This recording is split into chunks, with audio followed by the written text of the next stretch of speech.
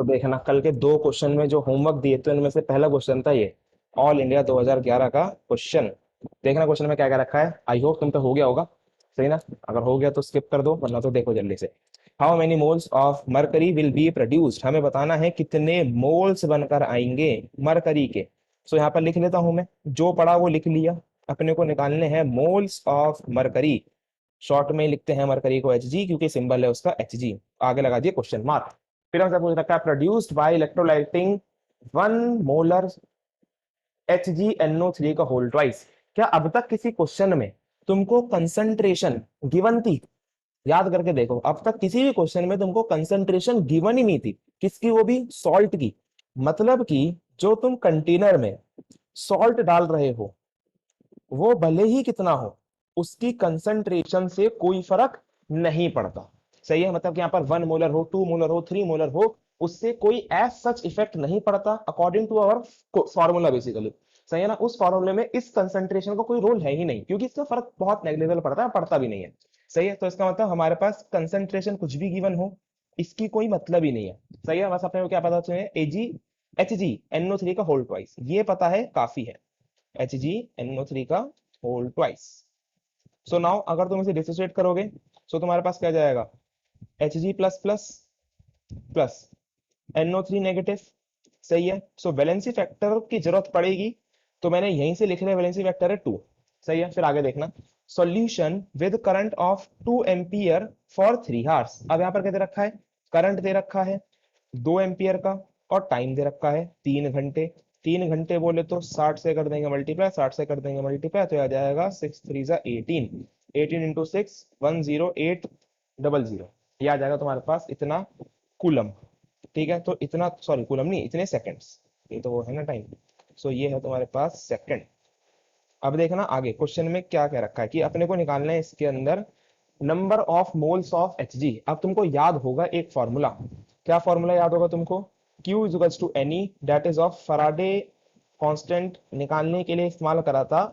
किसका? Quantization of charge का। और उसके बाद हमने पता लगाया था कि जितना यहां पर चार्ज है उसके 1 मोल को बनाने के लिए उतने फराडे चाहिए। दैट मीन्स अगर मैं तुमको यहां पर बात करूं इस स्टेट के अंदर कि इस टाइम पर इसके अंदर चार्ज कितना है, Hg प्लस प्लस 2 चार्ज है, तो मतलब कि Hg प्लस प्लस से Hg बनाने के लिए, क्योंकि क्वेश्चन में क्या रखा है अपने को, क्या निकालने हैं? Moles of Hg।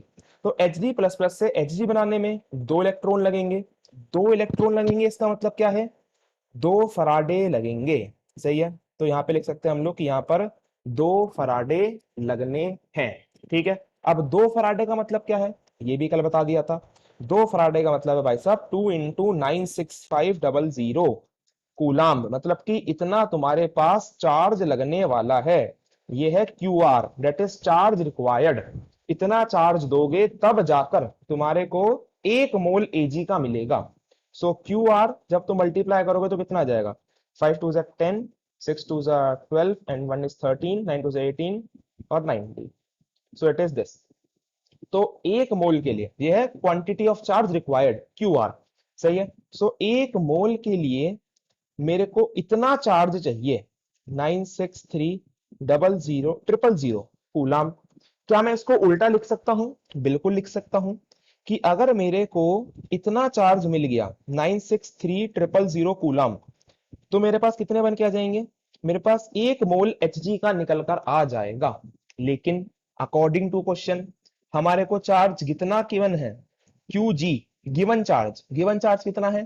Current into time. Simple, charge की definition, charge is to current into time. Current कितना है? 2 एम्पियर इनटू टाइम कितना है? 10800। मल्टीप्लाई करोगे क्या जाएगा? 8 2 16 and 1 2 and it is 00। Simple. तो यहां पर निकल के आ गया तुम्हारे पास गिवन चार्ज, मतलब कि तुम्हारे को जो चार्ज गिवन है क्वेश्चन में। तो अब क्या तुम निकाल सकते हो? बिल्कुल निकाल सकते हैं कि इतने चार्ज से मिलेगा 1 मोल। ध्यान से देखना, अब बस फाइनल है कि हमारे को 96300 कूलम से यहां पर सॉल्व कर देते हैं बीच में। बस अब खत्म हो चुका क्वेश्चन। सो 96300 कूलम से मेरे को मिलेगा 1 मोल। और अगर मेरे को दिया जाता 1 कूलम तो फिर कितने मोल मिलते? 1/965000। मोल। सिंपल है, सिंपल मैथमेटिक्स बचपन में सीखी थी, लेकिन है तुम्हारे पास कितना, तुम्हारे पास है 21600 कूलाम। सो 21600 कूलाम पे तुमको कितने मोल्स मिलेंगे, 1/965000 इंटू 21600 मोल्स। तो ये है तुम्हारे पास फाइनल नंबर ऑफ मोल्स। सही है, देख लो। तो अब देखो फिफ्थ क्वेश्चन, बहुत बहुत बहुत अच्छा क्वेश्चन है। Again a super super important question. तो ये तो देखना इसमें क्या क्या रखा है, इसमें कुछ अलग ही चीज पूछी हुई है। ठीक है, इसलिए इंपॉर्टेंट है, वरना इतना ज्यादा खास क्वेश्चन नहीं है आसान, बट इसमें अलग ही चीज पूछी हुई है। ठीक है, इसलिए इंपॉर्टेंट बन जाता है। इसमें देखना क्या क्या रखा है, 10 gram of Fairlie concentrated solution. हमारे पास क्या है, 10 ग्राम फेयरली कंसंट्रेटेड सॉल्यूशन है। ठीक है जी, ये तो सॉल्यूशन का वेट है। अब आगे थे ना, आगे क्या रखा है, इसको डब्ल्यू मत मान लेना ना, ये W नहीं है, ध्यान रखना, W is not equal to 10। अगर W मान लोगे तो ये सॉल्यूशन का वेट, W होता है मेटल का वेट, कि कितना मेटल डिपॉजिट हुआ है। सही है, सो ये W नहीं है, ध्यान रखना। आगे पढ़ते हैं, पता चल जाएगा क्या है। सॉल्यूशन ऑफ कॉपर सल्फेट, किसका है ये, कॉपर सल्फेट का वेट है। मतलब कि यहां तक पढ़ के मेरे को पता चला कि बीकर के अंदर क्या पड़ा हुआ है, कॉपर सल्फेट पड़ा हुआ है। और वो भी कितना है, कॉपर सल्फेट है मेरे पास 10 ग्राम।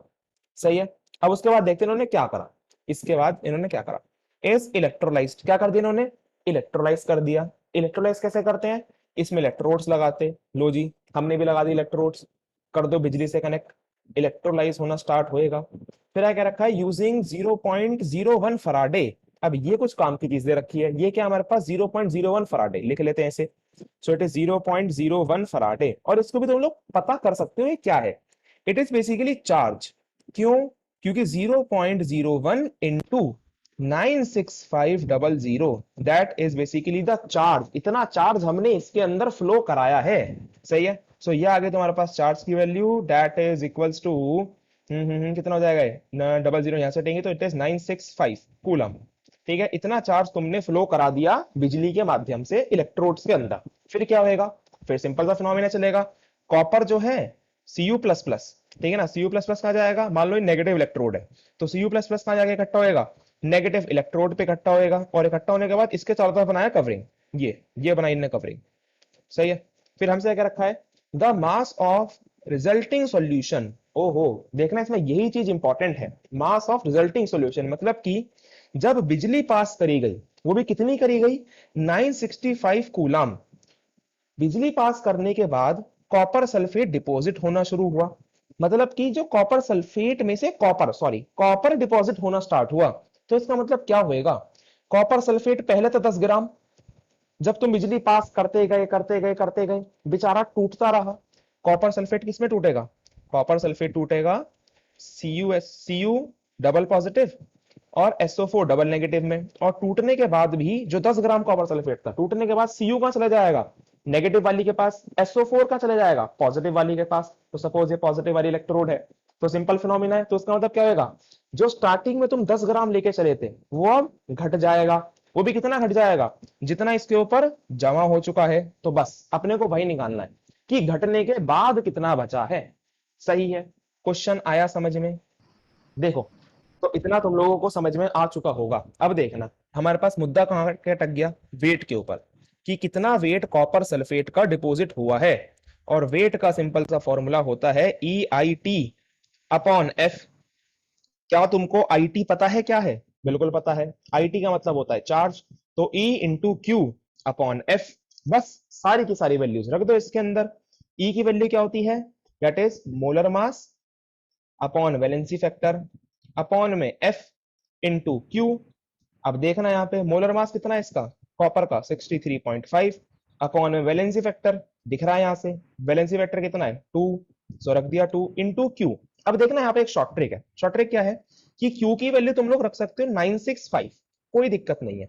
लेकिन जब तुम्हें पता है क्यू की वैल्यू 0.01 इंटू 96500 है, सो 0.01 इंटू 96500 है, इसी को तो सॉल्व करके आइए ना, तो वही रख दो। क्यों, क्योंकि नीचे की तरफ भी 96500 है।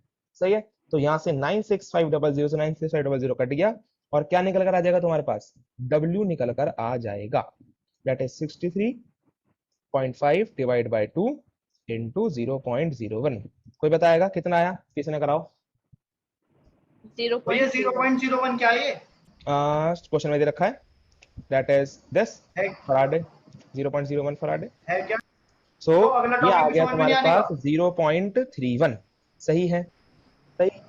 तो अब देखना आगे, लेकिन तुमको वेट नहीं निकालना, तुमको निकालना है 10 ग्राम में से कितना कम हो गया, कि जब हमारे पास डिपॉजिट डिपॉजिट कर दिया तो उसके बाद कितना बचा। सो रिक्वायर्ड वेट किससे डिनोट करूं? ग्रीन पेन से डिनोट कर देते हैं, और कैपिटल डब्ल्यू से। ठीक है, नीचे की तरफ ही कर रहा हूं ताकि तुमको फ्लो में दिक्कत ना हो। So capital W is equals to 10 gram starting में था, उसमें से निकल कितना गया? 0.31 ग्राम। जो बचेगा वो तुम्हारे पास होगा आंसर। सही है, कितना बचा है? 9.29, नहीं 9.6, 9.6 ग्राम। ठीक है, तो ये तुम्हारे पास है आंसर, देख लो। तो आइए स्टार्ट करते हैं चैप्टर के नेक्स्ट टॉपिक की, that is basic of electric current. तो अब जो तुमको मैं बातें बताने वाला हूं, जो तुम लोग पढ़ चुके हो अपनी 9th क्लास के अंदर, और कुछ बच्चे 9th से पहले भी पढ़ चुके होते हैं। सही है, बहुत बेसिक बेसिक सी बातें हैं। सबसे पहले तो ये डायग्राम देख लो, इमेज देख लो, इसके अंदर हो क्या रहा है? It is your current. ये क्या है हमारे पास? Sorry, it is resistance. ये क्या है हमारे पास? रेजिस्टेंस है। और ये है हमारे पास वोल्टेज। वोल्टेज बोले तो वोल्टेज, वोल्ट इसकी यूनिट होती है, voltage. Then it is ampere, ampere बोले तो करंट। सो सबको मालूम है कि हमारे को अगर करंट को ट्रेवल कराना है तो वोल्टेज क्या करती है? उसको पावर देती है। देख लो, पीछे से उसे धकेल रहा है कि तू हाँ आगे बढ़, दिक्कत ना ले। बट ऊपर से कौन है? रेजिस्टेंस है, जो उसको बांध कर खड़ा है कि हाँ मैं तेरे को आगे नहीं जाने दूंगा। सही है। सो यह है बेसिकली पूरी की पूरी कहानी वोल्टेज, करंट और रेजिस्टेंस की, जो तुमने बचपन में पढ़ ली है। लेकिन हम लोग अब ये नहीं पढ़ेंगे, ठीक है ना। सबसे पहले हम लोग इनके अंदर के पढ़ते हैं फॉर्मूले, ठीक है ना। फॉर्मूला किस चीज का? सबसे पहला आता है हमारे पास क्या? रेजिस्टेंस। अब ये रेजिस्टेंस क्या होता है? तो तुम लोग पढ़ चुके हो इस सब के बारे में कि resistance is directly proportional to length of the wire, and resistance is inversely proportional to area. And फिर रेजिस्टेंस क्या आ जाएगा? Proportional to L upon A. So R is equals to rho L upon A, जहां पर जो रो है that is your resistivity. ठीक है ना, एक कांस्टेंट है जिसे कहते हैं हम लोग रेजिस्टिविटी। सो ये है तुम्हारे पास कुछ बातें रेजिस्टेंस से रिलेटेड जो तुम लोग पढ़ चुके हो। ठीक है, इसमें किसी को डाउट नहीं होगा। और सबसे इंपॉर्टेंट पार्ट जो मैं पढ़ाने वाला हूं उनके अंदर भाई साहब यूनिट ध्यान रखते चलना। तो रेजिस्टेंस की यूनिट क्या होती है? That is ohm, O H M, ohm. या फिर इसे हम लोग डिनोट भी करते हैं कैसे? कुछ इस तरीके के साइन से। सही है। तो ये सब बातें थी रेजिस्टेंस के बारे में। अब जो यहाँ पर एक वर्ड तुमने इंट्रोड्यूस करा है दैट इज रेजिस्टिविटी। तो अब देखना रेजिस्टिविटी क्या होती है। सो सिंपल सी बात, अगर तुम लोग इसी से ही रेजिस्टिविटी निकाल लोगे, so rho that is resistivity, वो क्या हो जाएगी तुम्हारे पास? Rho is equals to, oh एक सेकेंड यहाँ पर गलती है, it is not L upon R, it is L upon A. सही है। So rho is equals to क्या आ जाएगा तुम्हारे पास? सब कुछ एक तरफ भेजो, it is R A upon L. सही है। तो अगर तुम अब इसकी यूनिट निकालना चाहोगे, इसकी यूनिट क्या आएगी? रेजिस्टेंस की यूनिट ओम, एरिया की unit centimetre square, metre square ले सकते हो कोई दिक्कत नहीं है, अपॉन में लेंथ, लेंथ की यूनिट सेंटीमीटर, सेंटीमीटर से सेंटीमीटर स्क्वायर कैंसिल आउट हुआ। सो रो क्या निकल कर आ गया? Rho is equals to, rho की यूनिट क्या निकल कर आ गई? ओम सेंटीमीटर, या फिर सेंटीमीटर ओम भी तुम लोग कह सकते हो जरा। तो क्वेश्चन मेरा ये है अब कि हमारे पास अगर ये है एक वायर, और इस वायर में से करंट पास हो रहा है। सो करंट पास होते वक्त तुम लोग निकालना चाहोगे इसका रेजिस्टेंस। सो रेजिस्टेंस का फॉर्मूला लगाओगे रो एल अपॉन ए। ठीक है, मान लो इसकी लेंथ 5 मीटर है, वायर की लेंथ है 5 मीटर।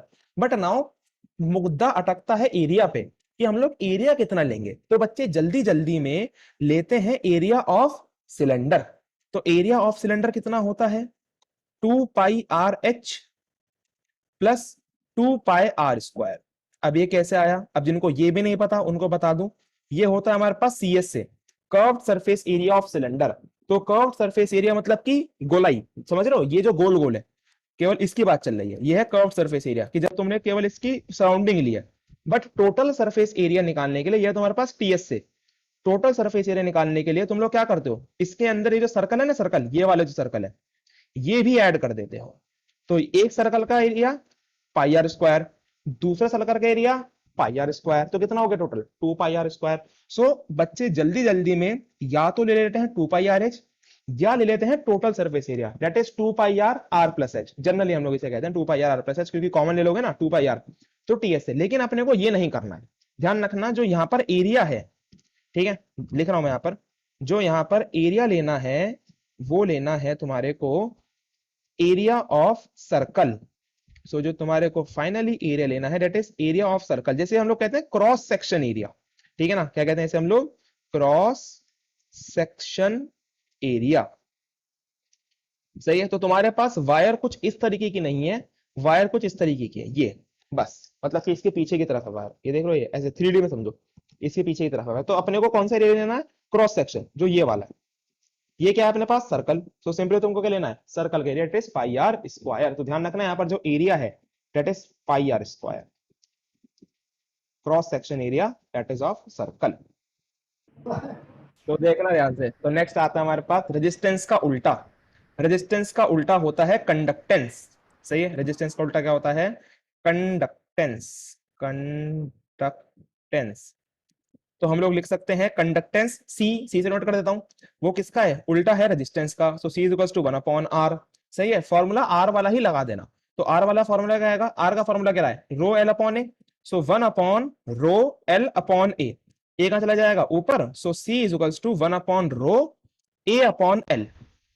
ठीक है, तो ये आ गया तुम्हारे पास किसका फॉर्मूला, कंडक्टेंस का फॉर्मूला। अब इसकी यूनिट यूनिट कैसे निकालें, सो कंडक्टेंस है उल्टा रेजिस्टेंस का, मतलब कि 1 अपॉन ओम। तो इसका मतलब क्या हो गया, इट इज ओम इनवर्स। सही है, तो यहां पे लिख रहा हूं नीचे की तरफ में।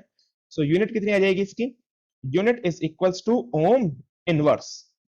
ठीक है, अब ओम इनवर्स को हम लोग कैसे लिख सकते हैं, और इसे लिख सकते हैं हम लोग इसे ऐसे, O H M, ohm inverse. और कैसे लिख सकते हैं, और इसे लिख सकते हैं हम लोग ऐसे, एम एच ओ। ठीक है ना, ये बढ़िया लगता है मेरे को, एम एच ओ, मो। तो इसको हम लोग ऐसे भी लिख सकते हैं, और इसे हम लोग लिख सकते हैं कैसे, जिस साइंटिस्ट ने साइमन। इसे, हाँ साइमंस, जिस साइंटिस्ट ने इसे डिफाइन करा था उसके नाम पर भी यूनिट चलती है, that is siemens, S I E M E N S, siemens, जिसको हम लोग एस से भी नोट करते हैं। तो ध्यान रखना ये इंपॉर्टेंट है साइमंस, तो इसको इंपॉर्टेंट मार्क कर लेना साइमंस को। कैसे भी नोट कर सकते हैं कि क्वेश्चन के अंदर ना तुम लोग पहचानोगे यूनिट सही, तो ध्यान रखना यूनिट भैया सबसे इंपॉर्टेंट। ठीक है, अब आओ नेक्स्ट पे आते हैं, नेक्स्ट। सो नेक्स्ट हमारे पास क्या बचा, रेजिस्टेंस का उल्टा पढ़ लिया, तो इसका मतलब रजिस्टिविटी का उल्टा भी होता ही होगा, तो बिल्कुल सही है। रजिस्टिविटी का उल्टा होता है कंडक्टिविटी, रजिस्टिविटी का उल्टा कंडक्टिविटी। सो कंडक्टिविटी को डिनोट कर देते हैं किससे, सी से, नहीं सी से तो कर चुके कंडक्टेंस को, तो के से। ठीक है ना, के से अच्छा लगेगा कंडक्टिविटी। सो कंडक्टिविटी क्या हो जाएगी, उल्टी हो जाएगी रजिस्टिविटी की, दैट इज 1 अपॉन रो, बस। सो रो का फॉर्मूला तुमको मालूम है, रो का फॉर्मूला क्या है, that is R A upon L. So 1 upon R A upon L, L ले जाओ ऊपर, so it is L upon R A. सही है, तो that is 1 upon R L upon A. ठीक है, तो ये हो गया तुम्हारे पास किसका फॉर्मूला, कंडक्टिविटी का। तो अगर कोई तुमसे यूनिट पूछे तो यूनिट क्या आएगी इसकी, रजिस्टिविटी की यूनिट क्या होती है, रजिस्टिविटी की यूनिट है ओम सेंटीमीटर। सही है ना, रजिस्टिविटी की यूनिट है ओम सेंटीमीटर। सो 1 अपॉन ओम सेंटीमीटर। सही है, सो 1 अपॉन ओम सेंटीमीटर मतलब कि ओम इनवर्स सेंटीमीटर इनवर्स। क्या तुमने कहीं पर ओम इनवर्स को और कुछ लिखना सीखा है, बिल्कुल सीखा है जी। ओम इनवर्स को हम लोग क्या लिख सकते हैं, साइमंस। सो इसकी यूनिट एक और होती है, that is siemens centimetre inverse.